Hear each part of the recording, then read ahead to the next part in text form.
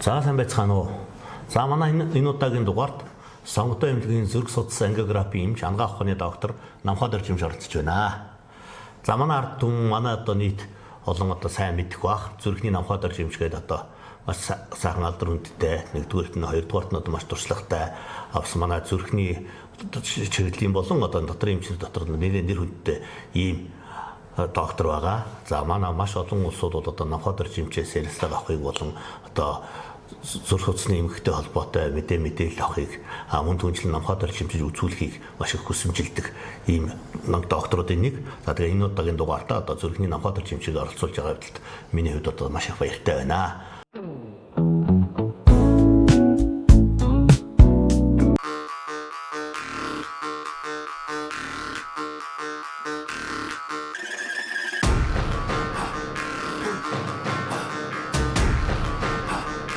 Өдөртөр эргэлжээ.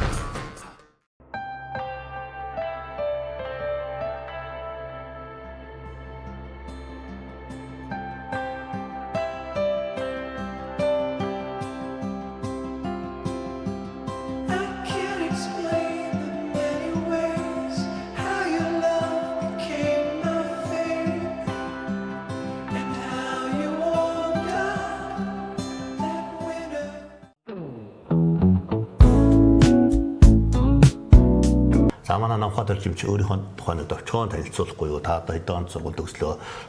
Цолмод хамгаалсан газрын талаараа товчхон танилцуулах уу? За юуны өмнө танд энэ нэвтрүүлэгтээ урьж оролцуулж байгаад талархаж байна. За үзэгчдээ энэ өдрийн мэндийг хүргэе. За би Баянгор аймгийн Харьяат 79 онд төрсөн.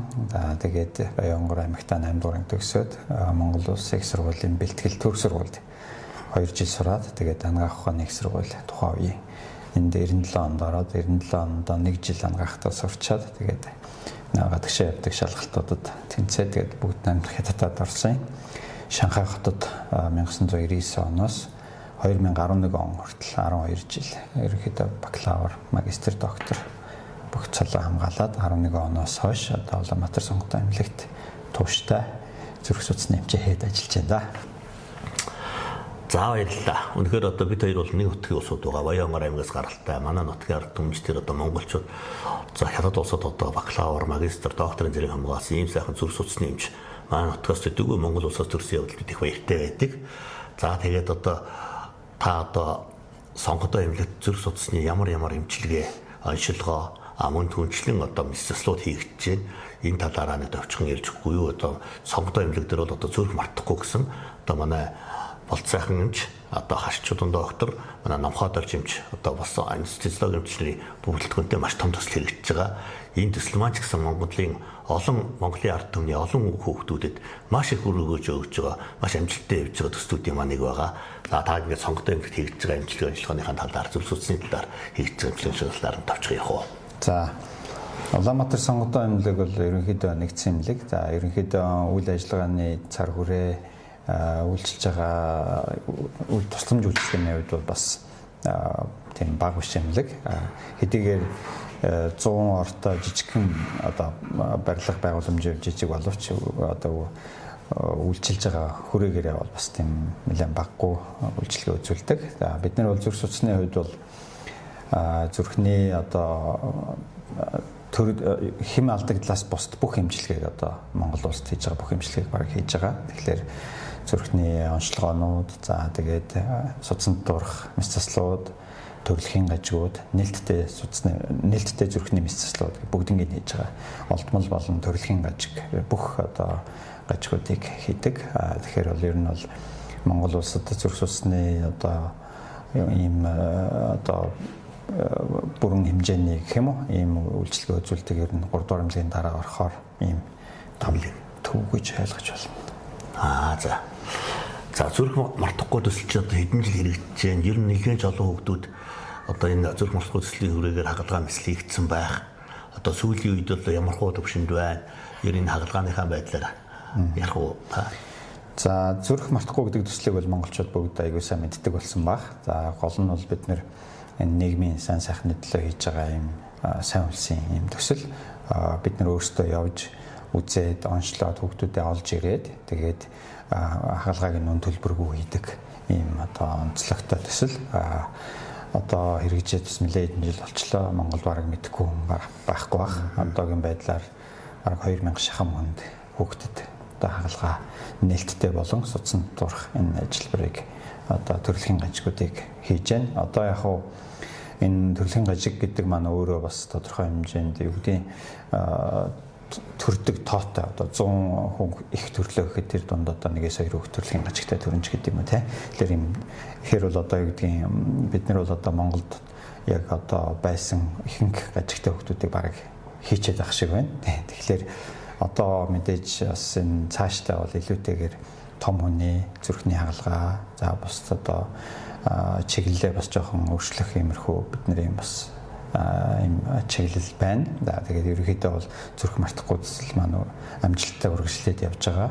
За Монгол улсаа бол бид нар бол одоо хэд удаа бүтэн тойрох шиг те манай багийнхан. Одоо манайхан бас ингэж боддог нэг зүрх мартахгүй төслөх нь болцаахын хэмжиг ойлгоод бас ингээд нэг чин цаанууд гарч дунд доктор манай ухаатар жимс анестезиологийн бүхэл бүтэн баг тэгээд энэ төсөл чинь бас маш олон хүмүүс хамрагч ажиллаж явдаг тийм ээ. Тэгээ энэ өөрөө том төсөл л дээ. Том төсөл. Тийм. Тэгээд эн чинь бол цаана нэр нь одоо дурддагддаггүй ч гэдэг юм уу хүмүүсийн өмнө ил гардаггүй маш олон хүн байгаа шүү дээ. Манай эмч зөвлөгч нар, техникчтэй, тэгээд лаборатори за тэгээд эхоны эмч нар тэгээд энэ бол маш том баг. Манайх одоо үндсэндээ баг 20-30 тонны багтай ажилладаг. Би бас нэг сая бас бодож ирсэн. Чингис хаан одоо ингээд гардуулахад ингээд хүмүүс маш олон бас яадгадаа санагддаг болцаах юмч.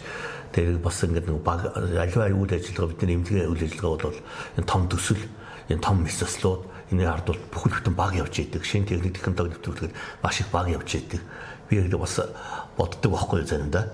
Одоо жишээл Чингис юу хөө хамтлаг тэгээд өгчээсэн Чингис хаан хамтлаг гэдэг өгчээсэн тийм ээ. Чингис хааны одоо хамтлаг өгчээсэн багаар нь морин чуулган молгод өгчээсэн тэрнтэй адилхан энэ зөв судасны одоо энэ зөв мартахгүй төслийн багийнхан дөгвөл бас их том ажил.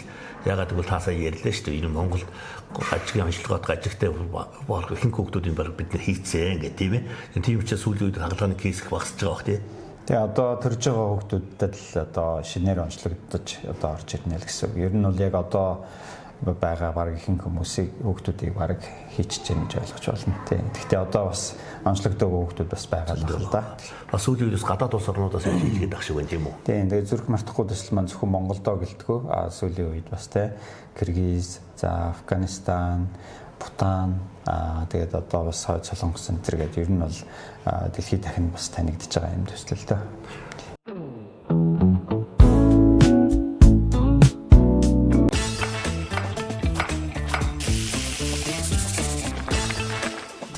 Дандаа ингэж олон янзын амтлагч хольж хэрэглэж болохгүй л юмсан.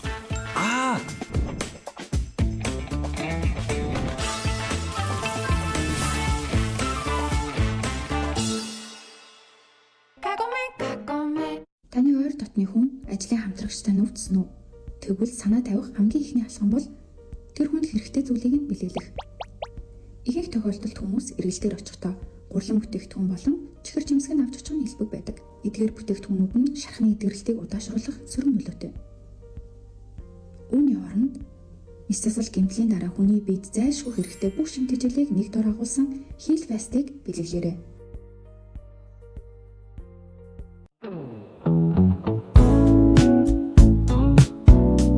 Сайхан шүү. За энэ таавахнуудаа сая сонслоо зүрх мартахгүй төслөө энэ төсөл маань Монгол улсыгаа олон удаа тойроод зүрхний эмгэгтэй маш олон тохиолдолд хагалгаа хийгээд тэгээ энэ төслийн багийн ард ийм олон ажилтнууд одоо ийм баг хамт олон энэ төслийг маш амжилттай явуулж байгаа. Цэвэр одоо нийгмийн хэрэгсэл хүрээнд хийж байгаа. Хагалгаанд мэслийг өдөн төлбөргөө хийдэг. Бас одоо олон компаниуд, хувь хүмүүс одоо бас нэр хүндхээ аж ахуйн компаниудаас ивент итгэдэг байх тийм ээ. Зүрхний хагалгаа өөрөө маш өндөр өртөгтэй хагалгаа. Маш их зардал гардаг. Мөн тэр улсуудын ажлын цалин хөлс бол маш өндөр тавигддаг юм ажиллабар байдаг. За баярлалаа. Одоо ер нь сүүлийн үед манай зүрх судасны өвчлөл ямар хувь байна? Одоо бид нар чинь одоо шилжилтийн үед амьдралаа сүүлийн 30 жил хоол ундны бүтцээс өөрчлөлөө, амьдралын хэвшил өөрчлөлөө.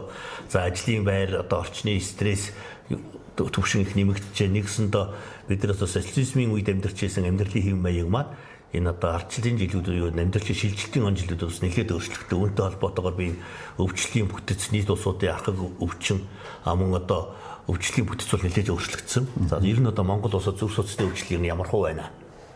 За ер нь бол Монголд дээгүү одоо хөгжиж байгаа буурай хөгжилтэй орнууд ч гэсэн ер нь дэлхийд даяар нас оролтын тэргүүлэх шалтгаан бол зүрх судасны өвчин нэгдүгээр байранд байсаар байгаа.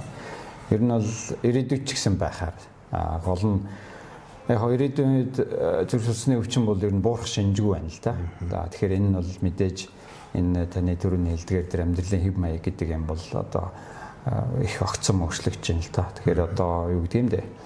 Хүн төрлөختөн чи одоо ингээд ийм соёлтой болоод гэдэг юм уу ямар нэгэн байдлаар энэ амьдрахад ийм таатай нөхцөлд ороод бол удаагүй штэ 1-200 жил тий. Тэрнээс өмнө бол ерөнхийдөө баг байгалийн шахуу тий одоо нөгөө жинхэнэ л байгаль дээр амьтад яаж амьдэрдэг тэр шиг л байсан. Одоо бол харьцангуй нөгөө тог цахилгаантай болоод дулаан байранд амьдраад хөдөлгөөн багасаад одоо ингээд ирэхлээр амьдралын хэв маяг бол ерөөсөн огцом өөрчлөгдөж байна л та. Аж үйлдвэрийн төрөлхтөн гэж ярьдээс одоо хиймэл явах дэвшинд одоо бүхэл энэ чиглэлээр явж байгаа тийм. Тийм. Тэгэхээр зэрэг одоо хүмүүсийн идэж ууж байгаа юм маань те бас их өөрчлөгдөж байна. Одоо байгаль дээр байдаггүй юмнуудыг их хэрэгжилж байна. За хөдөлгөөн үнэхээр багасж байна. За энэ стрессийн асуудал байна. Тэгэхээр одоо 21-р зуунд бол бас хүн төрөлхтний хамгийн их тулгарх одоо хамгийн чухал хэсэг бол одоо энэ хархаг стресс гэж үзэж байна шүү дээ. Гэхдээ ер нь бол сахарын өвчин, за тэгээд зүрх судасны өвчин, за дараагийнх нь бол одоо хүмүүсийн одоо наслалд орцсож байгаатай холбоотойгоор энэ Альцгеймер деменцийн асуудал бол ерөнхийдөө хүн төрөлхтөнд хамгийн их одоо ирээдүйд тулгарх гол асуудлууд л гэж үзэж байна. Тэгэхээр зүрх судасны өвчин бол нас оролтоор бол 1-р байранд байсаар байгаа.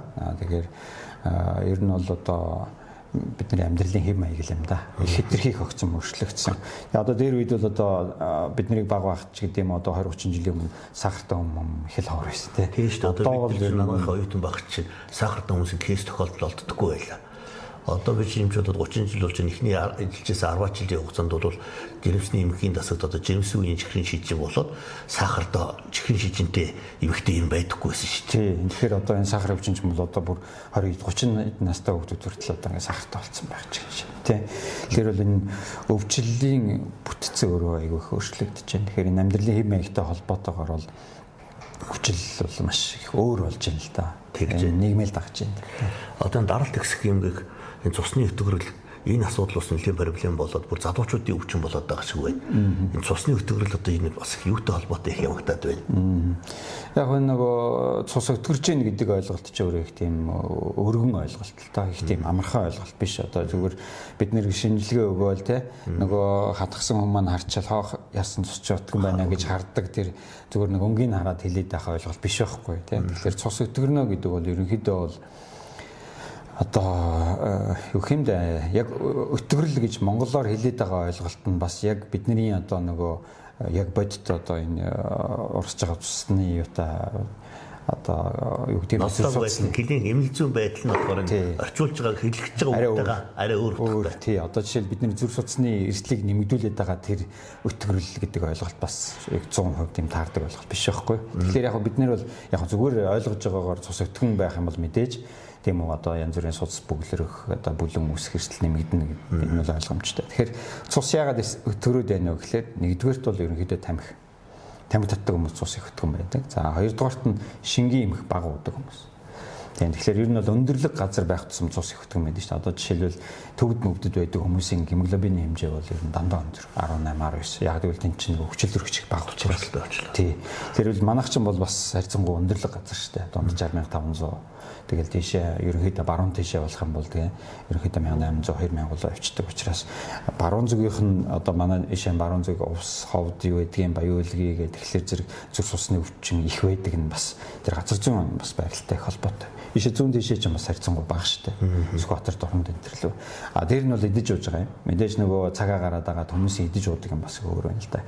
Их давс хэрэгэлдэг ч байд юм уу те. За мэдээж бол тэгэл буруу хэрэглэнүүд шүү дээ. Арилт арс тамхины хэрэглээ. Эднэр бол ер нь бол зүсгтөрөх хамгийн гол шалтгаан байна л да. Шалтгаан. Энэ одоо цусны өвтгөрөл одоо ферритин хэмжээ их байхад энэ бас энэ махны хэрэглийг бас улаан махны хэрэглийг нөлөө үзүүлж гэнэ үү? Нөлөөлнө. Тийм яг одоо тэр цус их өтгөрж гин гэдэг нь одоо за сүүлийн үед бид нар бас ферритин гэж их ярьдаг болсон. Тэр энэ бол өөрөө нэг одоо төмрийн л одоо нэг юм уураг л да. Тэгэхээр тэр ферритин их байна гэхээр л манайхан одоо бас айгүй хүмүүс айгүй юм эрүүл мэндийн боловсрол бас их сөрхий болчиход байна шүү дээ. Янз бүрийн юм уншдаг. За бүр болохоо бол чат GPT-ээс асуудаг тийм ээ. За тэгээд янз бүрийн юм болохоор зэрэг одоо жишээлбэл ферритин их л байх юм бол цус өтгөн гэдээ бас шууд ойлгож болохгүй. Тийм ферритин гэдэг юм чинь бас маш олон одоо өвчний үед, өрөвслийн үед тийм ээ. За илэгний өвчин ч юм уу янз бүрийн өвчнүүдийн үед ихсч болдог. Тэгэхээр ферритин их байна гэж шууд хүн болгоныг толгой дараалан ханаад байна гэдэг бас буруу ойлголт. Тэгэхээр ер нь бол бид нөгөө мэрэгжил юм да.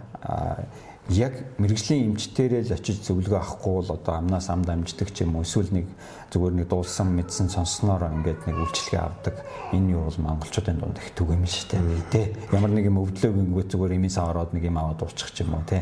Тэрнээсээ болоод одоо ямар нэгэн байдлаар өвчнөө хөндрүүлэх цаг алдах энэ эрсдлүүд нь монголчууд бас их түгээмэл байдаг шүү дээ. Тийм манай монголчуудын хувьд одоо уг нь их оюунлаг ард түмэн. Тэгээ одоо сүүлийн үед энэ сошиал мэдээлэл юм уу мэрэгжлийн бус хүнээс зөвлөгөө авч өөртөө нэг дураараа хэрэгэлдэг. Эсвэл одоо ийм багчийг хандлагатай гэдгээр өөрөөсдөө эмчилдэг. Эсвэл одоо ямар ч мэрэгжлийн бус хүмүүсээс асуугаад юм уу тэр улсуудын сурталчилгаа, эмийн сурталчилгаанаас шууд хэрэглэх явдал бас нэлээд түгээмэл байх юм аа. Анаах ухаан ч өөрөө нотлогоон суурилдаг. Шинжлэх ухааны үндэслэлтэй. Тэгээ эмчилгээ, үйлчилгээ, онцлогоо бүх хэлбэр чинь дандаа шинжлэх ухаан дээр үндэслэж явж байгаа учраас тийм тэгэхээр л одоо тийм учраас л мэрэгжил гэж байгаа. Анагахан ч өөрөө бас их том шүү дээ тий. Одоо жишээлбэл би таны мэрэгжлийг бол одоо мэдэхгүй тий. Тэгэхээр би одоо өөр одоо юу гэдэг чинь унтуулагч байдаг юм уу, уушигны эмч байдаг юм уу, за дотрын юмудаа газарладаг байлаа гэхэд мисослин ч юм уу энэ чинь төрөл төрлөөрөө салдаг учраас маш нарийн л да. Тэгэхээр эмч гэхээрээ бүхнийг бас мэддэг бас биш шүү дээ тийм ээ. Яг үнэ. Тэгэхээр одоо манай улсууд ч бас бүр одоо энэ инфлюенсер улсууд бол бүр мэрэгжлийн бусны үгэнд маш их орох юм аа. Жишээл би одоо их хөрх эмгтээчүүдийн эмчгэд би одоо төрөх үеийн тусламжаар л одоо гол төлөв одоо клиник туршлага ажил нарийнсаж байгаа хүн шүү дээ. Эмгтээчүүдийн дотоод үйл ажиллагаа дааврын шинжилгээ мэддэг. Тэгвэл бас өөр шүү. Тий, бас одоо ингээл сүүлийн үеийн эмгтээчүүдийн хагалгаагаар 70-80% нь дуран болчлоо. Дурангийн мэсэл одоо жишээл би хийдэггүй бах жишээтэй. Тэг чинь манайхан ч одоо ерөөсөө мэрэгжлийн бос хүмүүсийн болон одоо тэр янз бүрийн сурталчилгаанд их оролцдог тал их харамсалтай санагдаад байдیں۔ Юмд бас цензуртай л хандах. Харин аливаа зүйл цензуртай хандахгүй. За одоо сүүлийн үед бас нэг жоохон ингэж яригадаад байна. За одоо манайх ч одоо нэг вакцин гэдэг ойлголтод маш их гүнзгий автагдаад вакцины эсрэг сурталчлагч маш их байна. Одоо жишээл одоо хүний хөхөнцөр вирусын вакцин чинь одоо энэ чинь нээсэн хүн одоо тэр Германы доктор өөрөө Нобелийн шагнал хүртсэн хүн умаа хүзүүний хорт авдрыг үүсгэж байгаа шалтгаан 97-99% нь хөхөнцөр вирус байна. Энэ папиллом вирусын яг энэ 16, 18, 31, 35 дугаар тип нь үүсгээд ийн гэдгийг нээгээд тэгээд тэрийг нээсний хөлөөр шагнал авсан. За 2 дугаар хөхөнцөр вирусын эсрэг вакцин бүтээсэн хүн маань өөрөө бас 2008 онд Австралийн эрдэмтэн вакцин бүтээгээд энэ хөхөнцөр вирусын халдварыг эрс боруулж чадсанараа Нобелийн шагнал хүртсэн. Тэгчл одоо вакцин эсрэг үүсгэж хүн наадах чинь ерөөсө хор шахаад байна л гэсэн ойлголттойгоор ерөөсөө энэ асуудал ингэж яваад байх юм. За энэ би энэ дээр тодруулж юу асуух гэсэн бэ гэхээр зэрэг одоо сүүлийн үед одоо ковидын вакцинтай холбоотойгоор за ковидын вакцин бол түүхэндээ хамгийн богино хугацаанд бүтээгдсэн вакцин. За энэ бол дэлхийн дахны том аюул тахлыг одоо бүтээгдсэн хүчээр одоо дарж авсан ийм вакцин байна. Тэгээ энэтэй холбоотойгоор энэ зүрх судасны өвчлөл маш их байна. Хоёрдугаарт нь одоо хүний гинтийн үхлийн вакцинтай холбоотой гэдэг одоо их мэдэмх хэрэгчд их байх юм аа. Ер нь бол та энэ талаар нэг өөрийнхөө мэрэгжлийн эмчийн хувьд нэг зүйл ярил ямар байна. За би бол юу гэж боддог вэ гэхээр нэгдүгээрт анагаах ухаан бол өөрөө төгс биш. Бид нар бол ерөөсөө дандаа магадлал тийм үү одоо жишээлбэл боломжл гэж явж байгаа. Тэгэхээр анагаах ухааны ямар нэгэн одоо эмчилгээний арга техник одоо юу гэдгийг эм тариа энэ бол өөрөө дандаа л одоо юу гэдгийг хүнд эерэг нөлөө нь сөрөг нөлөөнөөс их байж ижил бид нэр энэ анагаах ухаанд хэрэгжилж байгаа. Тэгээ тэр нь өөрөө одоо 100% одоо ямар нэгэн тийм үйлчлэгч гэдэг юм уу те нэг юм өгөөл одоо 100 хүн эмчлэл 100 гулаа идэг гэсэн тийм ойлголт байхгүй шүү дээ. Тэгэхээр энэ чинь бол хүн болгоны онцлог байна, тийм үү хавсарсан өвчнүүд байна. Дээр нь одоо юу гэдэг тийм супер юм гэж бол дэлхийн альч юмд бол байхгүй шүү дээ. Тэгэхээр одоо жишээлбэл вакцин дээр ч гэсэн тэр нь одоо жишээлбэл үйлчлэхгүй байх ч гэдэг юм уу, вакцины гаж нөлөөч гэдэг юм уу байж болно. Тэр нь бол байх ёстой угаасаа байдаг л зүйл. Тэгэхээр тэр нь одоо жишээлбэл тэр вакциныг тариад хэдэн сая хүн аварч хахад ганц 2 хүндрэл гарах ч юм уу тиймэрхүү юм байж болно шүү. Тэгэхээр энэ сошиал ертөнцийн өөрөө нөгөө нэг юу гэдэг юм дэ одоо айгүй олон сайн юм хийчихэд байхад нэг муу юм гарахад тэр нь илүү ингээл юу гэдэг юм дэ хүмүүст хүрээд байх юм бол сөрөг нөлөөгөөр нь хүмүүс тэндээсээ буруу мэдээлэл авдаг ч юм уу энэ муу юм байна ч гэдэг юм уу энийг харах гэдэг. Тэгэхээр сошиал хит их хөгжиж байгааг нь бас нэг тийм дутагдaltaй тал нь гэх юм да. Яаж ч одоо юмыг сайн болгож муухай болгож харагдуулах тийм боломжтой. Тэгэхээр ковидын вирустэй вакцинтай холбоотой бол одоо зөндөө л одоо юмнууд гарлаа тийм. Гэхдээ бид нар бол шинжилгээ ухаанд итгэдэг хүмүүс учраас бид нар бол шинжилгээ ухаанаа л дагна. Тэгэхээр тэр нь бол юу вэ гэхээр шинжилгээ ухаан гэдэг юм бол өөрөө ямар нэг юмыг хүн зохиогоод зүгээр нэг санаанаасаа бодоод за юм байх юм байна гэдэг ингээд бодцдаг зүйл биш тийм ээ. Тэгэхээр энийг ямар нэгэн байдлаар дандаа туршилт, судалгаа тэгээд дандаа датан дээр ирдэг. Тэгэхээр бид нар дандаа л тоон дээр л ярьж байгаа шүү дээ. За юм хийгээд энэ юм үр дүн гарч ийн. Тэгэхээр бидний одоо хамгийн энгийн одоо зарчим бол плацебо эффект гэдэг юмнаас л үр дүнтэй байж ижил бид нэр юм нэлзээ дандаа хэрэгжилж идэг. За ямар нэгэн эм тариаг бид нар бол одоо жишээлбэл одоо үр дүнгийн батлыг гэвэл тэр эм одоо өвчнийг эмчилдэг хамгийн сайн эмтэй харьцуулж ижил тэрнээс илүү байвал дараагийн эм гарч ирэх. Энэ чинь ерөөсөө шинжилгээ ухаан гэдэг үнийг хийдэг одоо судалдаг юм маш олон одоо юу гэдэг юм дэ институт баг тийм ч юм бол тийм нэг богино хугацааны ч юм уу тийм жижигхэн газар хийдэг юмнууд биш шүү дээ. Дэлхийн том орнууд ч юм бол энийг маш том этиктэйгээр тийм ээ. Тэгээд хүний нөлөөг маш хамгийн бага оруулж тэгээд тийм учраас тэр randomized control trial гэдэг юмнууд чинь яагаад хийгдээд байна? Бидний нөлөөг багасгаж ээж хийгээд тэр судалгааныхаа үр дүнгээс л гаргаж ирж байгаа л одоо үндсэн дээр л энийг хэрэгжилж болно болохгүй гэдэг юм хэлж байгаа шүү дээ. Тэгэхээр зэрэг бол ковидын вакциныг бол ч гэсэн яг хамгийн богино хугацаанд хийгдсэн. Тэгэхээр судалгааны хувьд бол юу гэдэг юм бэ?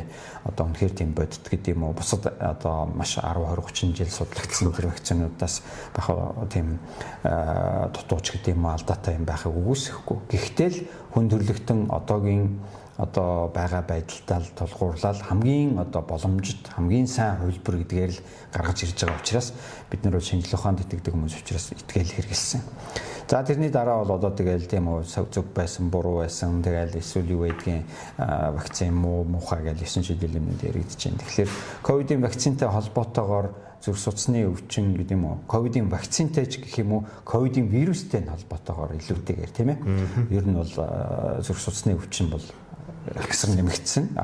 Ковидын үеийн нас баралтын хамгийн гол юмнууд бол дандаа л амьсгал зүрх судасны асуудлууд байсан.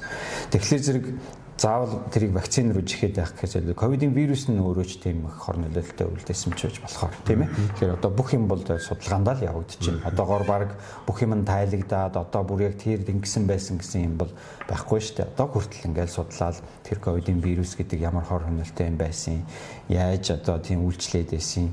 За тэгээ вакцин маань яасан гэдэг бүх юм л одоо судалгаанд явж байна. Яг уу бидний одоо олж уншиж байгаагаар бол ковидын дараа бол зүрх судасны өвчин бол нэмэгдсэн. Нэмэгдсэн. Тэгэхдээ бол ерөнхийдөө бол яг бид нар бол яг тэрийг одоо хар яриагаар тэ цус өтгөрч юм ч гэдэг юм уу одоо юу гэдэг тийм юмнууд руу ойлгож ярьж байгаа юмнууд бол зөндөл байна л да. За манай улсад за одоо эрүүл мэндийн систем гүйцэтгэлийн санхүүжилт рүү ороод 5 жил болж байна. Ер нь тэгээд энэ нарийн мэргэсэн тусламж үйлчлэгийг одоо бусад эмнэлгүүд дээр анхан шатны нэгжүүд дээр авцарна гэдэг тэгж яригадаад эсвэл одоо энэ харвалтын үеийн тусламж за энэ зүрхний шигдээс үеийн тусламж энэ одоо бусад эмнэлгүүд дээр ер нь яаж хэрхэн нэвтэрсэн хэр тусламж үйлчлэгийн чанар нь ямар хөө төвшөнд байд юм бэ? Би зүгээр зүрх судасны эмчийн хувьд асууж байгаа. Тэрнээс одоо өөрөө зохион байгуулалт юм уу эсвэл юунд ажиллаж байсан тийм мэдэхгүй л дээ. Тэрийг мэдэхгүй. За эмчхүний хувьд. Тийм эмчний хувьд харахад бол одоо жишээлбэл яг энэ зүрх судасны өвчин бол өөрөө нөгөө цаг хүлээж болдгоо тийм минут секундтай уралддаг. Тэгээд ийм өвчнийг бол бид нэр одоо эмчилнэ гэдэг бол их маш чухал, маш том багийн болоод энэ зохион байгуулалтын асуудал байх хэрэгтэй л да. Тэгэхээр одоо жишээлбэл ингээд нөгөө Монголын бас нэг онцлог байна л да. Одоо хөдөө орон нутаг гэж тэгэхэд ч одоо нөгөө юм тархаа бутархаа тий одоо их хол зайтай тэгээд энэ нөгөө тээвэрлэх логистикийн асуудал нь тийм сайн хөгжөөгүй юм газарт бол зүрх судасны өвчин бол ер нь бол хамгийн их асуудал болж байгаа. Тэгээд тэр зүрх судасны өвчин гэдэг дотор нь харуултаа өөрөө хамт явцдаг учраас аягүй их болоод байгаа байхгүй. Тэгэхээр зэрэг бид нар бол ерөөсөө энэ харуулт зүрх судасны өвчнөдөө чинь хамгийн чухал юм нь ерөөсөө дандаа цаг минутаа уралдах хэрэгтэй байдаг. Яг одоогийн харж байгаа үед бол манай улсад бол энэлийн зохион байгуулалт бол аягүй яг хөө зөндөө олон агцтай юмнууд байна л да. Одоо жишээл бүсийн онцлогын эмчилгээний төвүүдэд ангиографи аппараттай болчлоо. Тэгэхээр зүрхний шигдээс, точмог шигдээс энэ төрийг бол орон тэнд нь янзлах боломжтой болж байна. За гэтэл улсын хувьд бол яг тоног төхөөрөмж янз бүрийн юмнуудаар нь хангаад байгаа мөртлөө дараагийн нэг юм нь орхигдоод байгаа юм ерөөсөө хэрэгслээс. Тийм гоё аппараттай болцсон шүү л гэдэг. Гэтэл яг нөгөө очиод ажиллах ч гэдэг юм яг үнэхээр очиод байдлыг нь харахаар тэнд хэрэглэгдэж байгаа нөгөө хэрэгслүүд нь байна. Нэг удаагийн хэрэгслүүд нь тутмаг. Тэгэхээр зэрэг яг одоо яг аппарат нь байгаад байгаа мөртлөө тэр аппаратыг бүрэн хүчин чадлаар нь ашиглаж чаддаг. За одоо ингээл улсын эмнэлгүүд гээл тэгэхэд одоо ингээл оны төгсгөл болонгууд ямар ч материал байхгүй. Тэгээ одоо ард түмэн яах ёстой юм. Тэгээл өстой жинхэнэ насаараа даатглаа төлчөөд тэгээл хувийн эмнэлэг рүү л одоо тий хандаал одоо бас нэлээд их мөнгө төлнө шүү дээ. Тэрний асуудал дээр. Тэгэхээр чинь энэ бол ерөнхийдөө зохион байгуулалтын бөгөөд даатгалын сангийн тэгээл манай системийн л байгаа байдал. Ер нь бол жоохон сэтгэл дундуур л байдаг. Хэдийгээр том аппаратуудыг бол одоо жишээлбэл дэлхийн одоо юу гэдэг дөнгөж 24 25 оны том аппаратуудыг бол ингээд том эмнэлгүүд ингээд сөрхий аваад байна л. Гэхдээ ерөөсө бодлого байхгүй. Тэгээ одоо жишээлбэл ангиографи аппарат гэхэд манай 3 сая хүн дотор хэдэн аппарат байхад хангалттай вэ гэдэг юм те тооцоо судалгаа бүх юм стандартын дагуу байх хэрэгтэй шүү дээ. Тэгэхээр чинь бол одоо жишээл яг аппаратаар нь ярих юм бол нөгөө 100 яман 60 хон гэдэг шиг л байгаа байхгүй те баахан л аппарат байна. Тэгэхээр нэ яг ингээд одоо новчтой гэдэг юм уу байнгын бүрэн ингээд ажиллаж идэг юм дандаа тасалдж тоглолтож те үйл ажиллагаа нэг тийм бүрэн бос явж идэг иймэрхүү юмуд бол зөндөлөө л та. Яг үнэ одоо энэ аливаа тусламж үйлчлэгийг хэрэгслээ тусламж үйлчлэгийг үзүүлэхэд нэгдүгээр аппарат тоног төхөөрөм тэнд хэрэглэгдэх материал хэрэгслүүд нэг удаагийн хэрэгслүүд тийм ээ. Хоёрдугаарт нэмж мэрэгчлэлтний асуудал. Тэгээд тэрний цаана ажиллах багийн асуудал, мэрэгсэн эмчийн асуудал бол хамгийн чухал. Энийг ерөөсөө оновчтой бодлогоор л хийхгүй бол тэгээд хичнээн 1000 сайхан аппарат авч тавиад нөгөө ажиллахгүй бол тэнийг ажилуулдаг хүн байхгүй бол тийм ээ. Тэгээ энэ ер нь хөгжлийн л үе шатал юм шиг байна. Тэгэхээр би одоо ингээл харж байгаа юм л да. Одоо жишээлбэл мэдээж одоо бид нэр ингээл өөрчлөлийгээл нэг ганц 2 жилийн дотор өөрчлөх боломж байхгүй. Энэ хүний нөөц гэдэг чинь сургана гэдэг чинь олон 10 жилийн тий тууштай. Тэгээ маш тийм одоо тийм зөв юм явж иж сургана гэхээс аппаратуудыг бол худалдаад авчиж болж байна. За хүний нөөц гэдэг юм бол маш чухал. Тэгэхээр одоо зүгээр нэг бахан бие чаднууд бэлдээд байж болохгүй шүү дээ тий. Тэгэхээр ер нь бол энэ бол өөрөө цаана ядчил одоо цад хүний нөөцийн асуудал хил устай хөвгтүүд байх хэрэгтэй байна. Тэд нар чинь гадаад дотоод яваад зүгээр нэг хараа зогсоод байж болохгүй тий. Яваад юм сурж ирэх хэрэгтэй байдаг. Тэгэхээр ингээл цаана бол зөндөл асуудал байна. За би өөрийг чинь ингээд бас ингээд хүн амьд үзүүлэхэд ярьж өрн гадагшаа дотогшаа ялангуяа хятад улс руу хурал семинарт их явд юм шүү гэ. Манай улсны зүрх судасны эмчилгээний ажиллагааны одоо төвшин хэр байна? Хятад улсад энэ хэр одоо энэ тусламж зүрх судасны эмчилгээ үзүүлж байгаа тусламж үйлчилгээ хэр хөгжиж байна? Энэ талаар ярих жоохон сонирхолтой болов гэж бодож байна. За яг манай Монгол бол яг чадлаараа л явж байгаа за. Гэхдээ яг дэлхийн түвшнээс бол холол байна л да. Тийм. Гэхдээ бид нэр одоо тэрийг аль болохоор богино хугацаанд яаж жоохон ойртуулах уу гэдэг л юм л хүсэл эрмэлзэл тий. Тэгээ хятад улс ч гэдэг юм уу ер нь дэлхийд дахин бол асар хөгжиж байна л да. Асар хурдтай. Бид нар бол тэдний хурдыг бол үүсэхгүй тий. Тэгэхээр одоо яаж нэг бүр тасраад явчихгүй шиг байх уу гэдэг хэмжээнд л одоо тий бид нар бол бас хичээж л байна. Тэгээд энэ бол өөрөө нэг ганц хүн хичээгээд ч юм уу эсвэл нэг тийм мөнгө төрөлтэй байгаа шийдэгдэх асуудал тийм амархан асуудал биш учраас тэгэл одоо сайжрах байх гэдэг итгэл үнэмшилтэйгээр л ажиллаа хийж байна. Одоо үүндээ бол тийм бид нар бол яг нэг урд хурдгаал одоо ямар нэгэн байдлаар хувь хүнийхээ хувьд гэдэг юм уу хувь эмчийнхээ хувьд одоо миний дуу хоолой энэ нийгэмд одоо юмыг айхтар өөрчилчих тийм надад тийм эрх мэдэл юу гэдэг тийм боломж нь өөрөө бага учраас би өөрөө юу гэж боддог вэ гэхээр за ямар ч байсан л би өөрийнхөө урдах юмыг л одоо өөрийнхөө хамгийн сайн чадах хэмжээгээр хийхэд л одоо миний нийгэмдээ одоо үзүүлж байгаа хамгийн одоо боломж төвлөр юм уу гэж бодоод урдах руугаа л их анхаарч байна. Би одоо сүүлийн үед бас интервеншнл нислэн ангиограф бол бүхий салбарт одоо энэ бид нар чинь одоо эргэтэн солих шилжүүлэх хаалгаанууд бас нэлээд түгээмэл хийжээ. За хавдрын баймжлагнууд бас хийжээ. Тэгээд энэ дүн дээр бас овоо нэлээд төвшөлтэй байгаа юм болов уу гэж бодоод байгаа. Ангиографийн хөгжил хэрэг явж байна манайд. Ангиографийн хөгжил яг одоо улсын 3 дугаар төвөмлөг, 2 дугаар эмнэлэг, 1 дугаар эмнэлэг гэж ерөнхийдөө бол нөгөө одоо судсан дотор бид нар шин дитм судсан дотор одоо жишээлбэл ер нь бол нэг 5-аас те 1.5 мм диаметртэй судсан дотор ажиллабар хийдэг хүмүүс шүү дээ. Тэгэхээр тэр дотор судасны асуудлуудыг одоо тийм шийдэхэд бол за ерөнхийдөө энгийн хийдэг юмд бол асуудал байхгүй. Гэхдээ бид нэр одоо гол нь чанарын асуудал яригдана.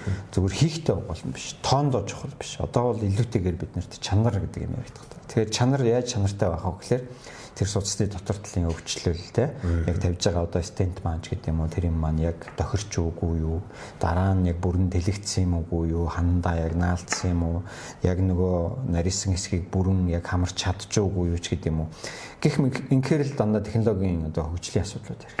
Тэгэхээр судаснд дурах яхаа яг стент тавих шаардлага байна уу байхгүй гэдэг одоо тэр даралтын зөрүүг хэмждэг аппарат ч байдаг юм уу те ингээд маш олон юмнууд бол одоо байдаг. Тэгэхээр одоогоор бол манай том эмнэлгүүдэд бол тэр аппаратнууд бол орж ирээд 1-2 жил болоод тий. Ингээд ер нь бол нутагшуулах гэдэг явж байна. За бид нар тулгараад байгаа бол асуудал юу байна вэ гэхээр нөгөө нэг хэрэгслүүд маань өөрсдөө нэлээд тийм төлбөр өндөртэй. Тэгэхээр тэр нь нөгөө даатгал байдгүй. Тэгэхээр зэрэг нөгөө даатгалд оруулъя гэхлээр тодорхой хэмжээний тоо заачдаг. За эхлээд та нар тэдийг хийж тэгвэл даатгалд оруулъя гэдэг.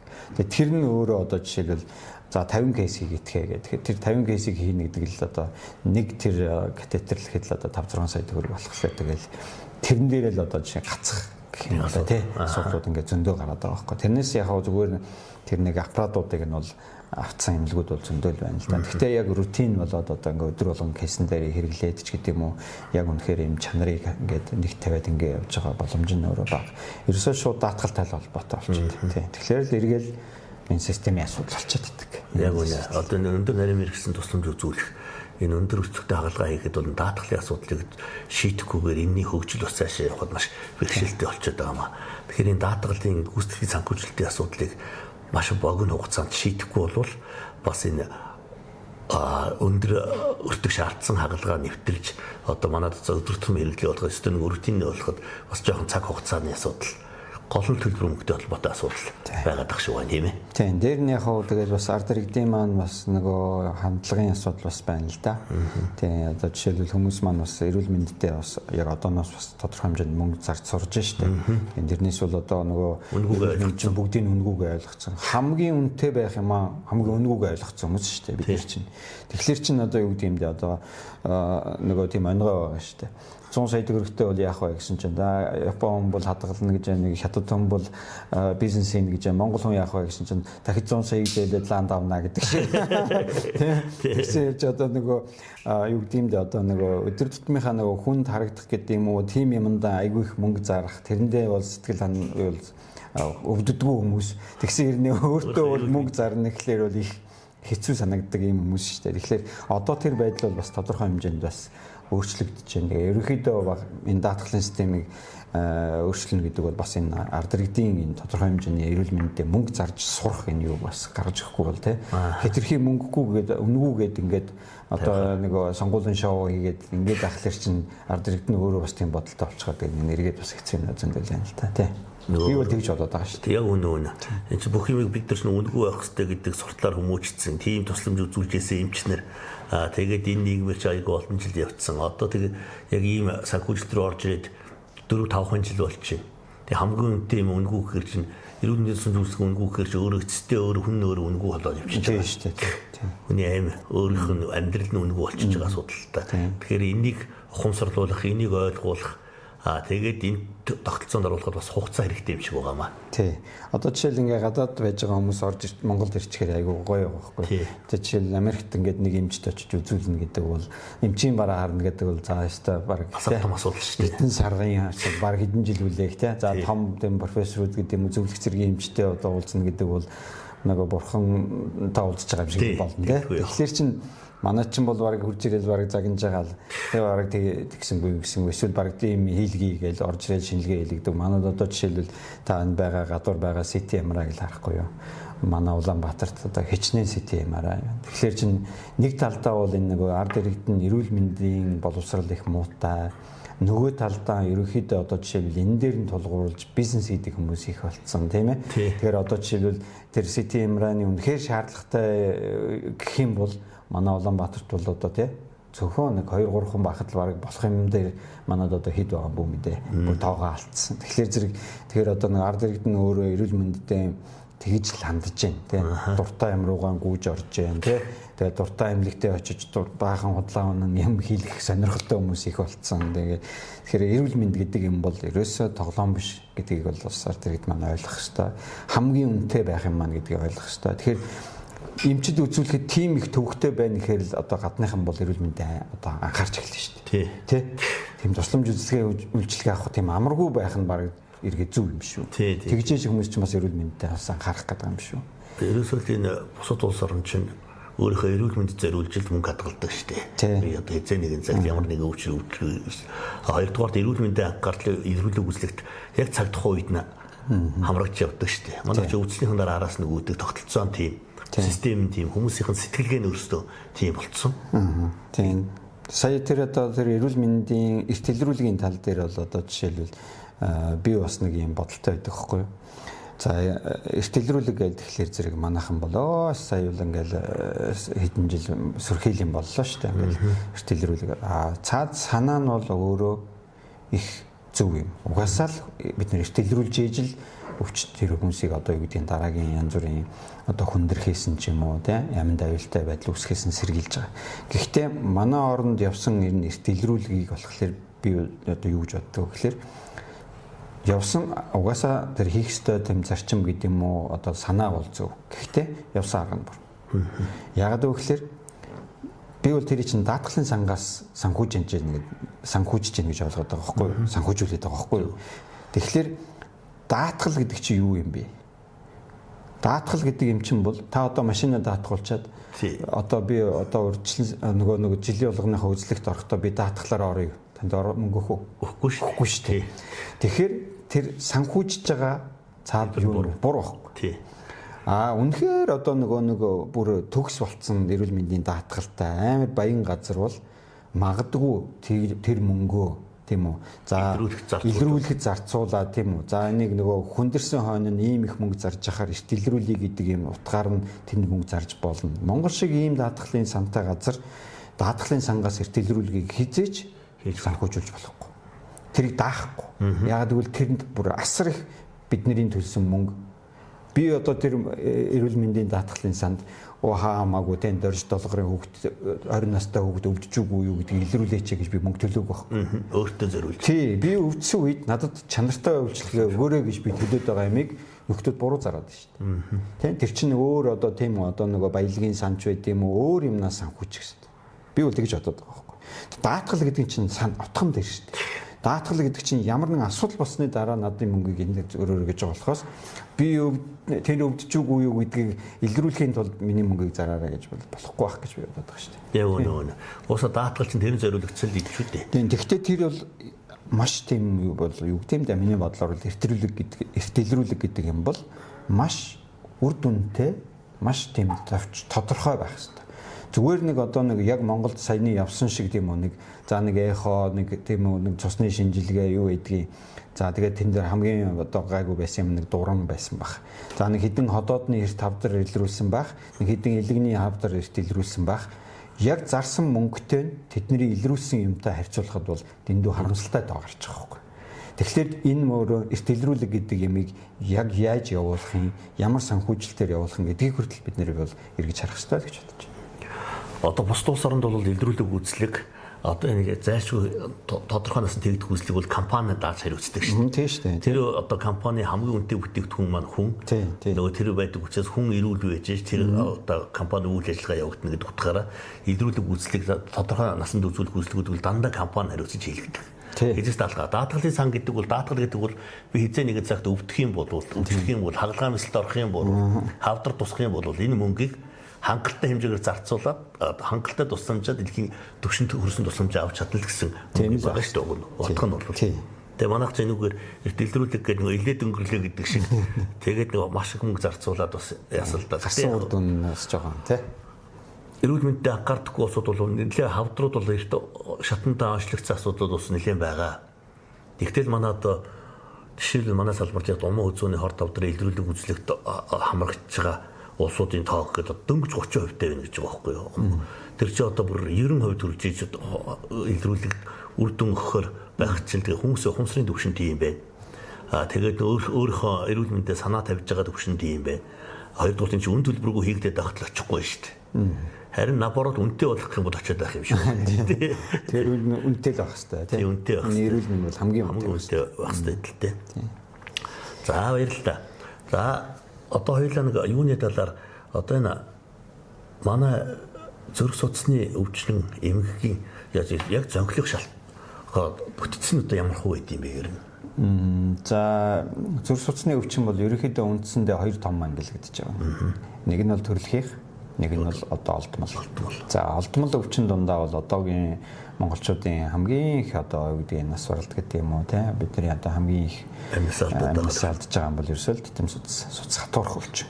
Суц хатуурх өвчин. Суц хатуурснаасаа болоод харвалт зүрхний шигдээс. За тэгэл юу гэдэг тэр суц хатуурхад нөлөөлж байгаа маш олон өвчин зүйлүүд байна л да. Тэр нь бол одоо хүн нас ахихаар бол хүний суц угаасаа л хатуурна. Гэхдээ зарим нь илүү хурдан, зарим нь илүү гайгүй байна гэдэг нь ерөнхийдөө амьдралын хэв маяг за тэгэл удам одоо нөлөөлнө байна шүү дээ. Тэгэхээр одоо суц хатуурх өвчин л одоо монголчуудыг хамгийн их одоо залуугаар нь дахир дутуу болгож байна, амь насыг авч явж байна. За үүнтэй холбоотойгоор бид нэр бас нэг юм төсөл хийсэн. Тэр нь юу вэ гэхээр одоо бүлэн уусах эмчилгээ гэдэг. Тэгээ бид нар бол нөгөө даралт төслийн нийгэмлэгийн хүрээнд бид нэр сая 200 ширхэг альтплаз гэж одоо бүлэн уусах эмчилгээг Монголд оруулж ирээд энэ бол ер нь бол хэрэглээд бол удаж байгаа л тариа л да 10 гаруй жил улсын 3 дугаар төв эмнэлэг дээр бол одоо харуултын засаг дээр бол хэрэгэлдэг.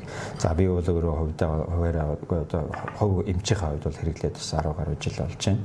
Маш олон юмн дээр хэрэглэж болдог. Харвалт зүрхний шигдээ, сүүшгний эмбол, тань захын судасны одоо бүх судас бөглөрсөн тохиолдолд бид нэр цаг алдалгүй хэрэглэх юм бол бүх судсыг нээлэх гэсэн үг. Бүлэн гэл хайлуулна гэсэн үг.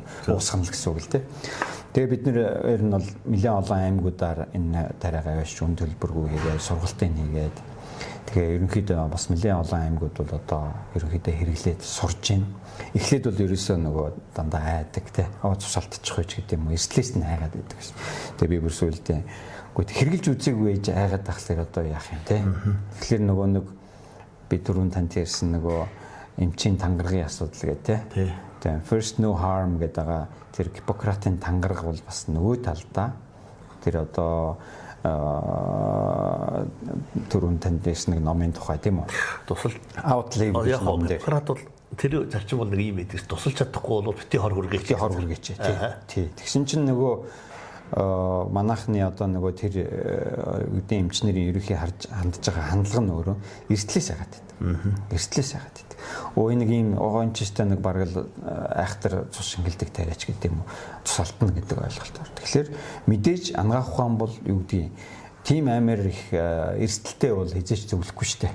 Тийм ээ. Тэгэхээр зэрэг гайдлайнд орцсон ингээд зөвлөж ин гэдэг бол аюулгүй л гэж ойлгох хэрэгтэй. Тэгээд тэр утгаараа одоо жишээлбэл Баянгор, Уранга, Аранга тий за завхан Эрдэнэт гэл нэлээд олон аймагуудаар бол энэ тариг тарааж өгöd тэгээ нөхдүүд маань бас сайн хэрэглээд нэлээд үр дүнтэй одоо нөхдүүд маань өөрсдөө тэр тариагаа захиалаад авч хэрэглээд энэ бол өөрөө маш ач холбогдолтой байхгүй. Яагаад гэвэл одоо жишээлбэл та завханд нэг хүн шигдээс боллоо гэхэд яах вэ? Зөөврөл тэрвэрлэн Монголд Улаанбаатарт ирсээр л 1 юм 2 хоног тэр үед тэр хүн амьд л болохоос ямар ч хөдөлмөрийн чадвар болчихж байгаа. Тэ? За зүрхний шигдээс болсон байлаа гэдэг нэг зүрхэн дутагдaltaй нэг ахилсан амьсгаац. Тэндээ бид нэр бүлэн ус хамчлагийг хийлгчээл нааш нь явхад ирэхэд нөгөө судасны лидийн онгоцсон зүрхэнд гэмтэл маш бага. Маш бага. Тэгэхээр зэрэг энэ өөрөө одоо харвсан хүн байлаа гэхэд 4.5 цаг дотор хийх юм бол сэрэгдэг. Тэгэхээр эн чинь өөрөө хүний амьдралын чанар гэдэг юм тий. Бүр гайхамшигтай юм эмчилгээ байхгүй юу. Тэгээ энэ эмчилгээг одоо Монголд бас тэгээд түгээн дэлгэрүүлэх гэж би бас нэлээд их одоо бас нэлээд жил ингэж одоо ухаанаа зарж гэх юм уу тий. Ингэж яваа. Тэгээд бас үр дүн айгүй боломжийн сэтгэл хангалуун сайн байгаа. Тэгээд хөдөөнийхэн эмчнэр маань бас сайн хэрэгжилж байгаа. Тэгэхээр бас энэ эмчилгээний үр дүн маань өөрөө гайхамшигтай сайн. Тэгэхээр бид нэр бас нийгэмлэгийнхаа дагуу ийм юмнуудыг бас хийж явж байна. Яг одоо харуулт өгсөн ихний шинж тэмдэг юм уу одоо тэр үед хийж ерөөсө бүлэг уусгах эмчилгээ юм байна шүү дээ. Тийм эмчилгээ. Тэр сурцсан сэргийлэх зорилгоор хэрэгжихгүй. Биш, яг эмчилгээний зорилгоор хэрэгжиж байгаа. Зөв. Одоо тэгээд Атиплас танахын чи их оруулж ирэх чинь өөрөө яхад чинь спонсор нь ямар байсан төсөл хэрэгжүүлж оруулж ирсэн. Төслөөр тий. Тэгэхээр ер нь өөрөө бол их өртөг өндөртэй тариа л да. Зөв. Одоо 1-3 сая гаруй төгрөг нэг тариа. Тэгээд нэг хүн дээр бол хоёрыг хийн. Тэгэхээр шин тэгэл 6-7 сая төгрөгийн эмчилгээний зардал. Гэхдээ тэр бол яг үр дүнтэй харьцуулахад бол нэг хүний одоо амь нас гэдэг юм уу тий дахир дутуу болох эрсдлээс тэгж хамгаалдаг бол энэ бол маш өндөр. Миний хувьд бол боломжтой л гэж боддог. Ерөөс ингэж яралтай тусламжийн засгууд энэ эмнэлэгт бол зайлшгүй байж байгаа. Ерөөс ихний шинж тэмдэг орж ирлээ хийгүүтэл ерөөсөө шууд эмчилгээ. Тийм, ер нь бол бүх аймагуудад тэгээд ер нь одоо бүх дүүргийн эмнэлгүүдэд ер нь байх хэрэгтэй л да. Тэгээд бид нэр одоо цаг ерөнхийдөө минут секундтэй л уралддаг учраас энэ бол манай энэ одоо тэгээд нэг эрүүл мэндийн яамны гаргаж байгаа удирдамж юунд орсон байд юм уу? Байгаа тий. Байгаа. Тэгтээ хангалт бол байдаггүй юм тийм үү? Тий, хангалт одоо юу гэдэг нөгөө одоо бид нар бол нөгөө даатгалаас одоо нөгөө эхлээд үл яадаг байсан бэ гэхлээр ингээд авдаг. Тэнгүүт даатгалаараа 1-2-ыг аваад хэрэглэхгүй байсараад хугацааг дуусгаад ингэж. Тэнгүүт дараагийн хүмүүс нь яг энэ хэрэглээ багтаан байлаа гэд авдаг. Ингээд ерөөсө хэрэгж мэддэггүй байсан. Тэрнээс тариа нь бол байгаад байдаг. Хоёр дахь том асуудал нь Монголд юу байдаг вэ гэхээр өвчтөнд маань хугацаанд ирж амждаг. Зөв. Тийм нөгөө одоо харуулт өгчөөд ч юм уу харуулт өгчөөд зүрхний шигдээс болчоод одоо харуулт бол 4.5 цаг. Шигдээс бол 12 цаг дотор гэсэн юм заавартай байхгүй юу. Тэгэхээр тэр заавартаа ирдэг хүн нь бас тийм олон биш. Зөв. Тийм дандаа л харуулаа гэхэд дандаа 4.5 цагаас дээш болцсон ч юм уу эсвэл шигдээс боллоо гэхэд 1-2 хонцоо дандаа ирдэг. Тэгэхээр нөгөө заалтанд өнгөрдөг ч юм уу иймэрхүү асуудлууд асуудаг. Эсвэл ихний шинж тэмдэг өглөө тэрнээс 4-5 цагийн тоололт хийх тариа юм байна. Тийм. Тэгэхээр энийг ерөөсөө л нөгөө бас л эргээл нөгөө хүн амын одоо эрүүл мэндийн боловсрол тий. Тэгэхээр одоо энийг бүр дунд сургуульд нь одоо гадаад бол одоо хүмүүс бол дунд сургуульд нь хүртэл заадаг. Одоо эмээ өвөд чинь ийм шинж илэрх юм бол яаралтай түргэн дуудсан шүү гэдэг. Тий. Ингээд бүр ингээд багаас нь ингээд зааж ингэж хийж. Тэгжээж эн чинь өөрөө бүр юм аливаа юм бол ер нь дандаа л багийн тоглолт шүү дээ. Тий. За би нэг ийм асуух гэсэн. За одоо манай за нэг 50 гараас 50-аас дээш насны улсууд за ялангуяа хорц уршилтай бас тамхи татдаг тодорхой хэмжээгээр бас алкогол хэрэглэдэг бас хөдөлмөрийн нөхцөл нь бас жоохон стресс төвшөнд ажилладаг улсууд аспириныг бас тодорхой хэмжээгээр ууж байна, омегаг ууж байна. За мэдээ судалгаатай холбоотойгоор витамин D-г ууж байна. За аспирин хэрэглээ ер нь тэгээд настай холбоотой зайлшгүй одоо энэ юу цус үнэлтийн эсрэг нэмжлэгээ байх ёстой зүйл үү ер нь? За энэ дээр бол бас нэг хүмүүсийн бас айгүйх буруу ойлгодог юм байна л да. За энэ дээр бид нэр юу ярих хэрэгтэй вэ гэхээр бидний зүрх судасны анх дахь, хоёр дахь урьдчилан сэргээлт гэдэг юм ярих хэрэгтэй болж байгаа. За тэгэхээр анх дахь урьдчилан сэргээлт гэдэг маань юу хэлж байгаа юм гэхээр зүрх судасны өвчин байхгүй. Одоогоор судас нь нарийсаагүй, шохойжоогүй байгаа. Гэхдээ эрсдэлтэй. Одоо тэр нь юу вэ гэхээр тамхи татдаг, илүүдэлжинтэй, өгцөсний солилцооны алдагдaltaй, за эсвэл сахартай ч байдаг юм уу те. Даралт ихсдэг ч байдаг юм уу. Ийм ингээд эрсдэлтэй хүмүүс байх. Тэгэхээр бид нэр анх дахь урьдчилан сэргээлт гэхээр зэрэг юу хэлэх ёстой вэ гэхээр та ерөөсөө л энэ хорц зуршлуудыг бойл. Тийм үү? За тамхи татдаг бол тамхиа бойл, илүүдэлжин байвал жингэн хас.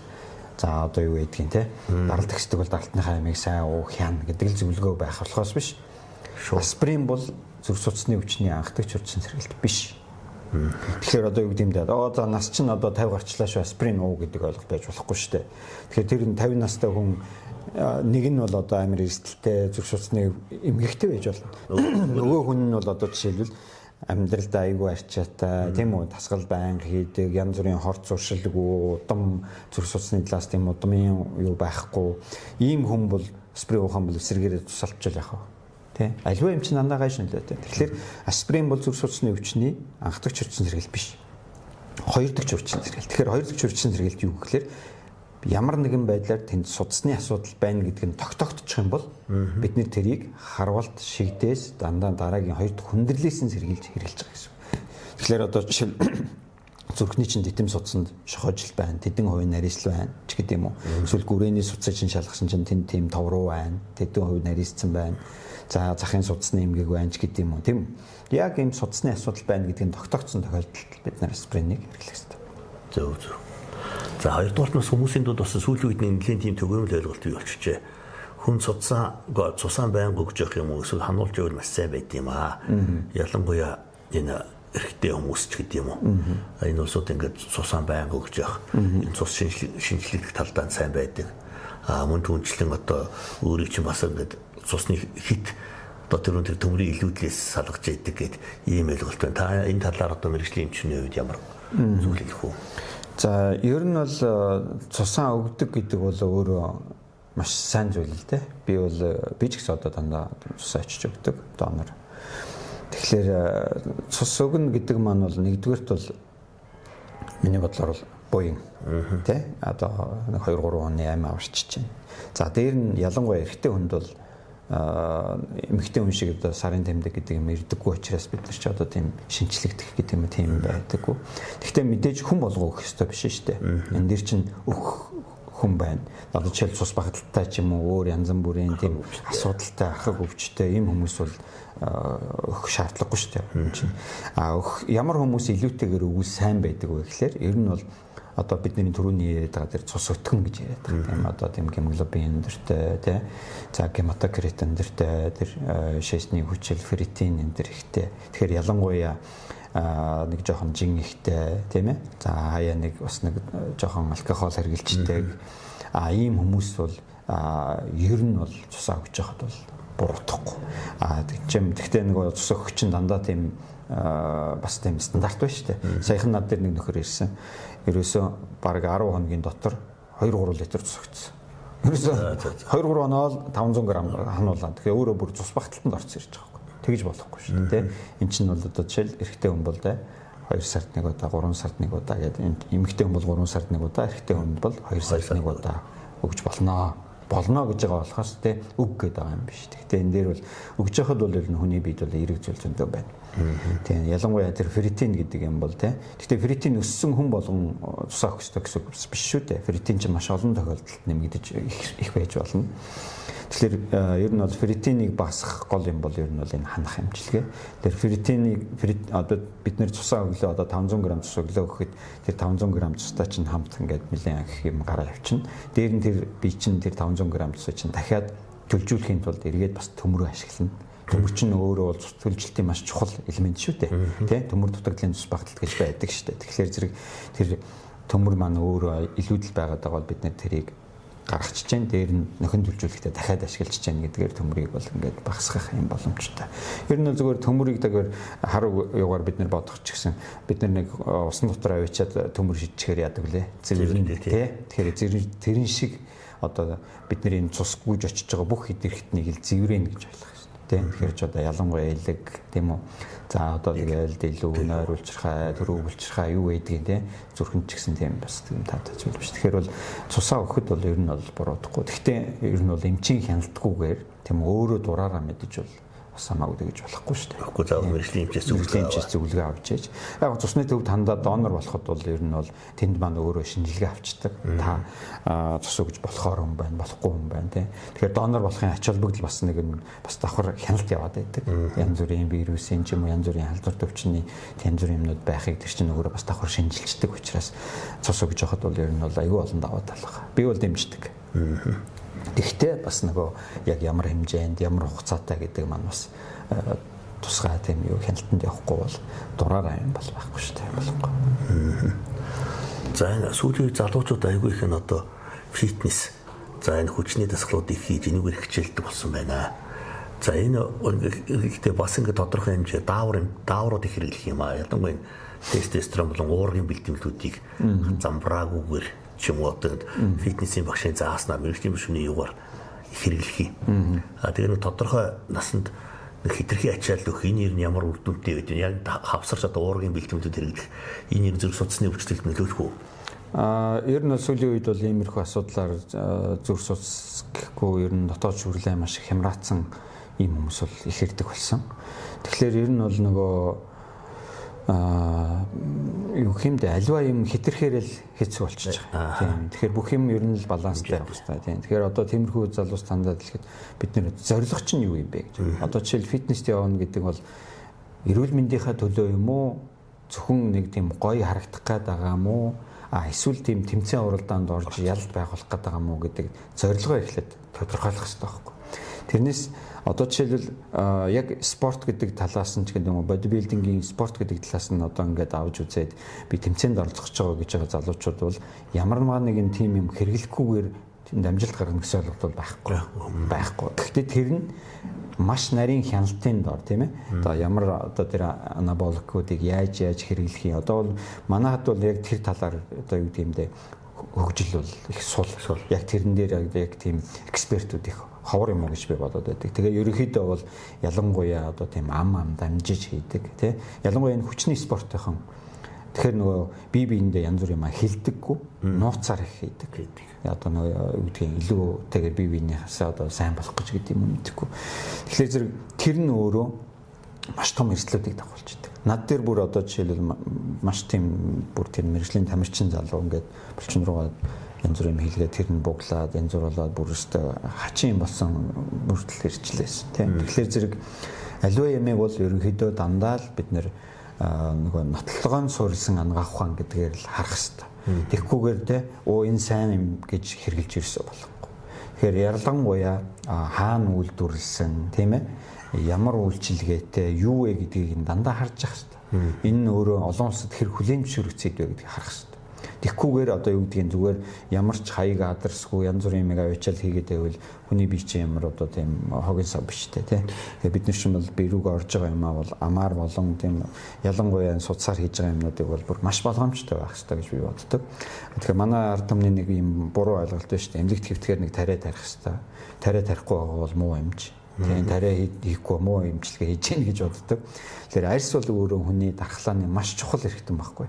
Тэрийг тэгж дуртай сийчүүлж цоолуулдаг бол маш эрсдэлтэй зүйл. Тэгэхээр одоо жишээлбэл Америкт бол ингээд өвчтөнд ингээд юм өгөхөд та надад яагаад юм өгöd байгаа юм? Би юм уухгүйгээр яаж ирүүл байх вэ гэж асууж байгаа байхгүй. Би таныг тармаар байна гэхэд үгүй би тариулмааргүй шүү дээ. Энийг би уучиж болохгүй юу?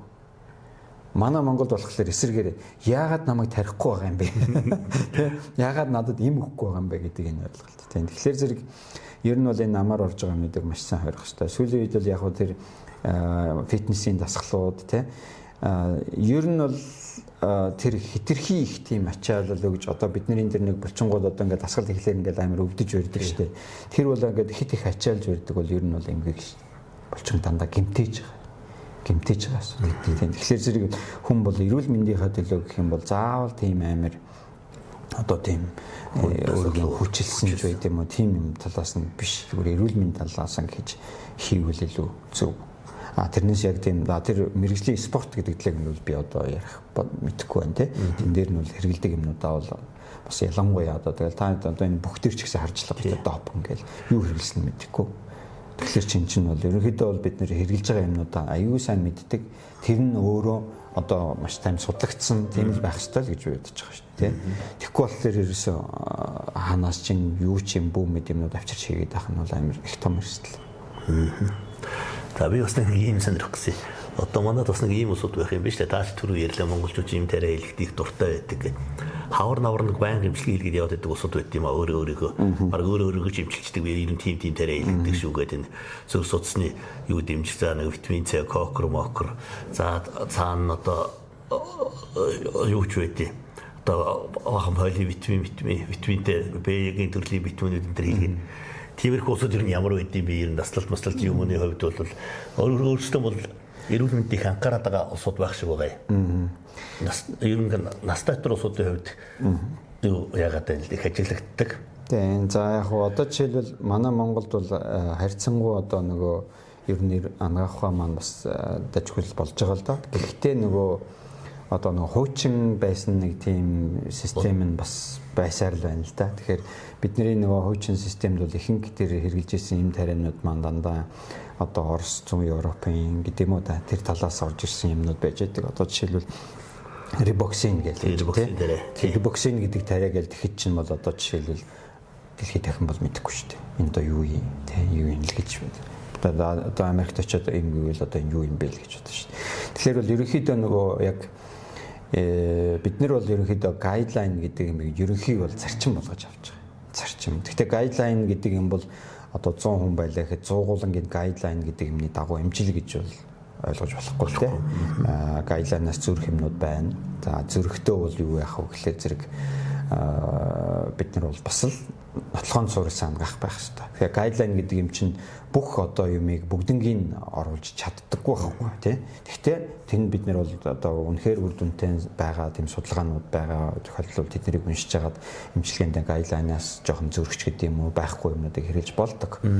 За тэгэхээр тэр хөгжүүлэлттэй холбоотой ч гэдэг юм уу хавар намартаа тэр хийдэг мэдэг гэдэг тэр юм бол ер нь бол юу гэдэг вэ гэхээр хамгийн нэгдүгürt үр дүн нь бол placebo effect. Одоо хүн сэтгэлээр тий. За нэг юм хийлэгчлээ шүү. Одоо ингээ баг нөгөө жилийн заслаа хийлэгчлээ гэдэг шиг тий. Эн чинь бол өөрөө нөгөө сэтгэл зүйн асуудал. Тэгэхээр зэрэг эмнэлэгт хэвтээд нөгөөхөө хийлгэхээр нэг тийм сайхан болчихж байгаа мэдрэмж төрж байгаа. Энэгээр бол үйлдэл бол байж байна. За тэгэхээр зэрэг яг хоо зарим тохиолдолд бид нэр эмнэлэгт хэвтэж байгаа нэг үнэхээр бас тийм хүмүүст одоо сэтгэл зүйн талаас нь бас ингээд аюулгүй анхаарах хэрэгтэй. Хүн ер нь эрүүл байна гэдэг бол сэтгэл зүй бөгөөд махан бие эрүүл байдал байхгүй юу.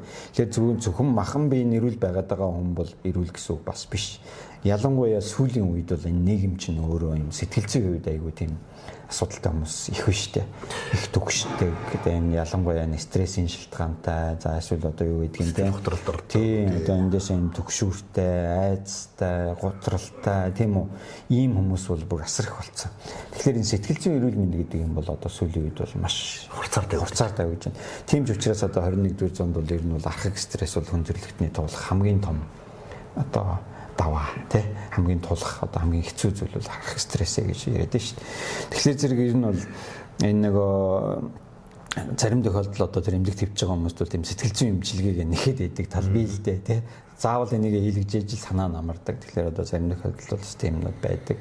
Яг хоо тэр эмчилгээнүүдийг бол 100% бас шууд одоо үүсгээд худлаа гэж бас хэлэх нь хайшаа юм тий. Бас мэдээж тодорхой хэмжээний одоо судалгаач гэдэг юм уу, туршлагач гэдэг юм уу, тийм юм дээрээс үндсэлсэн л байдаг баг. Тэгэхдээ бид нар бол одоо нөгөө яг тэр судалгаа нь одоо олон улсад хэвлэгдсэн ч гэдэг юм уу, тиймэрхүү юмнуудыг харж ижил хийдэг учраас бид нар бол одоо миний хувьд бол тиймэрхүү юмд бол нэг тийм дуртай биш. Ер нь аль болохоор л зарчмын юм байх хэвээр. Тэгээд яг хийх хэвээр юм аа хийх хэвээр гэдэг талаасаа бол тиймэрхүү эмчилгээнд бол тийм дуртай биш. Гэхдээ одоо тэгэл зарим тохиолдолд хэрэглэх шаардлага байна л та. За манай эрүүл мэндийн подкаст нэвтрүүлгийн маань энэ удаагийн дугаарын ивент тэгчээр бол одоо 4 компани оролцож байгаа маа. За энэ компани Камавел гэдэг энэ компани энэ цаг Монголын залуучууд за энэний үйлдвэр нь одоо Өмнө Говь аймагт байдаг. Ингэний сүүнээс ингээд бүтээгдэхүүн гаргаж байгаа. Ингэний хоормог бол одоо угаасаа бид монголчууд эртээр үеэс энэ хоормогийг хэрэгжилж ирсэн хамгийн сайн эрүүл мэндийн сайхан бүтээгдэхүүнээс гадна хамгийн шимтэй хүнс. За ингэний хоормогийг одоо үйлдвэрлэлийн аргаар боловсруулж ингэж гаргаж байгаа энэ компани байгаа. Энэ мөн ингэний сүүнээс энэ сайхан ингэний сүүн ундаа гаргаж байгаа. Бас энэ хөрөнгийн өнөөний сүүнээс аваад одоо энэ сайхан ингэний тарга гаргаж байгаа. Мөн түнчлийн энийг хуурай одоо энэ паудер маягаар гаргаад одоо хэрэглэн шууд усанд найруулж хэрэглэх байдлаар ингэж гаргаж байгаа. Мөн энэ бүтээгдэхүүн бас энэ бас эмчилгээний бүтээгдэхүүн болсон энэ ялангуяа хуурай гадагшаа их авч мөн аутизмтай хүүхдүүд маш өргөн түгээмэл хэрэглэж байгаа юм байлээ. Би бас их баяртай байгаа Монгол залуучууд өөрсдөө энэ 5-30 малынхаа ийм шимтэй эко бүтээгдэхүүнээр одоо энэ үйлдвэрлэлийн аргаар боловсруулад ингээд үйлдвэрлээд гаргаж ийн гэдэг сайхан байгаа. За энэ компани маань бэлгийг одоо намхаатар хэмжтэй хэрэглэж байгаа маа. Та тэгээд өөрөөр хэрэглэж байгаарай. Бас тэгээд түнчлэн бас өөрийнхөө клиентүүдэд бас зөвлөж байгаарай.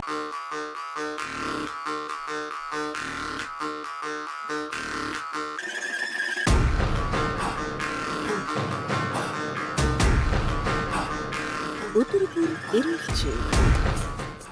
За энэ Кагоме гэдэг одоо жуус байгаа. За энэ эрүүл мэндийн цэвэр шүүс гэдэг байгаа. Ургамал одоо жимснээс гаргаж ирж байгаа цэвэр шүүс.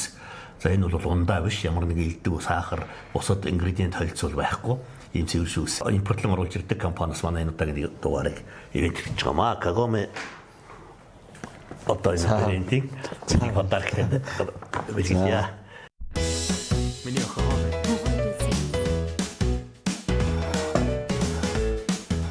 Зачаах идэж. хүүхдийг яаж ногоо идүүлж сурахгүй?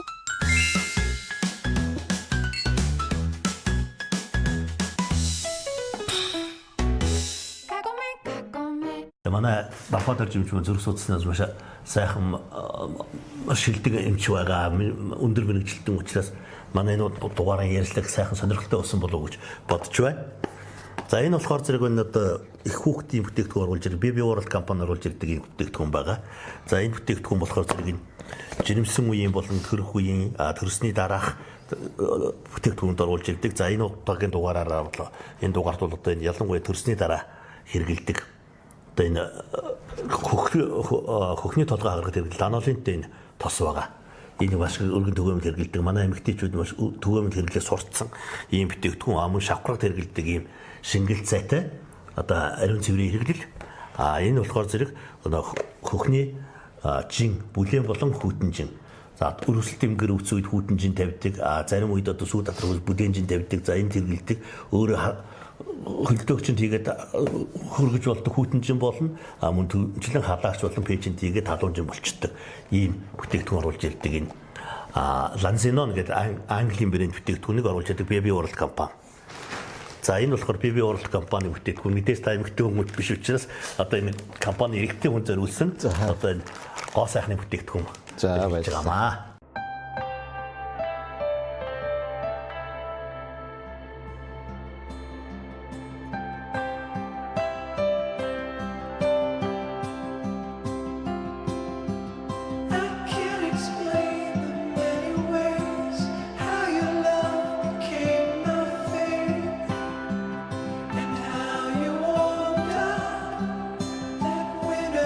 Одоо доктор том компани оруулж ирдэг энэ мэслийн дараа хэрэглэдэг шархны идэрэлт маш сайн нөлөөтэй хийл паст гэдэг нэмэлт бүтээгдэхүүн баг. Таны ойр дотны хүн ажлын хамтрагчтай нүвдсэн үү?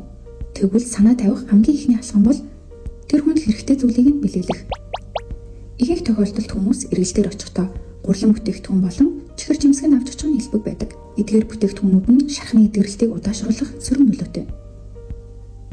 Үүний оронд Эцэсэл гэмтлийн дараа хүний биед зайлшгүй хэрэгтэй бүх шимтгэлийг нэг дор агуулсан хийл фастыг бэлэглээрэй.